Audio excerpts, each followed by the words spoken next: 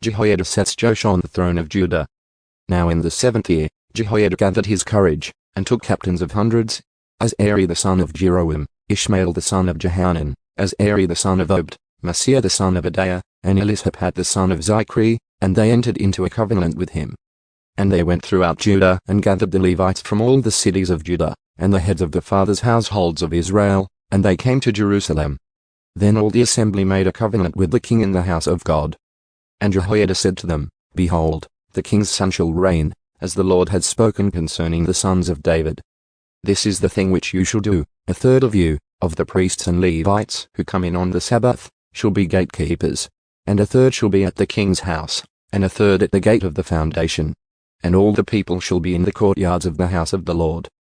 But no one is to enter the house of the Lord except the priests and the ministering Levites. They may enter, for they are holy. And all the people are to keep the command of the Lord. The Levites will surround the king, each man with his weapons in his hand.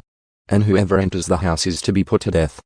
Therefore be with the king when he comes in and when he goes out. The Levites and all Judah did according to all that Jehoiada the priest commanded. And each one of them took his men who were to come in on the Sabbath, with those who were to go out on the Sabbath, for Jehoiada the priest did not dismiss any of the divisions. Then Jehoiada the priest gave the captains of hundreds the spears and the shields and quivers which has been King David's, which were in the house of God. He stationed all the people, each man with his weapon in his hand, from the right side of the house to the left side of the house, by the altar and by the house, around the king.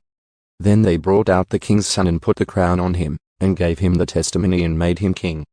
And Jehoiada and his sons anointed him and said, Long live the king. Adaiah murdered. When Adaiah heard the noise of the people running and praising the king, she went into the house of the Lord to the people. She looked, and behold, the king was standing by his pillar at the entrance, and the captains and the trumpeters were beside the king.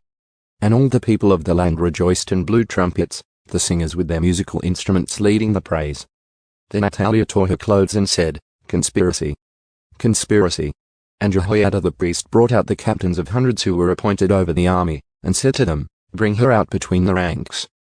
And whoever follows her is to be put to death with the sword. For the priest said, You shall not put her to death in the house of the Lord.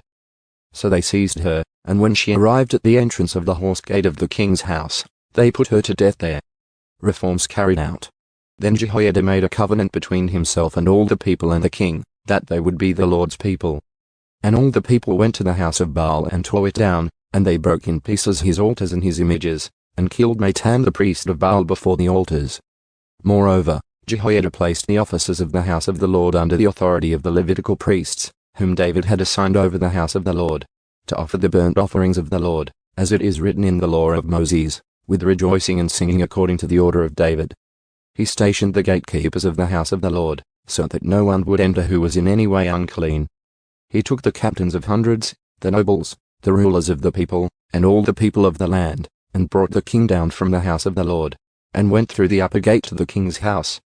And they seated a king upon the royal throne. So all of the people of the land rejoiced, and the city was at rest.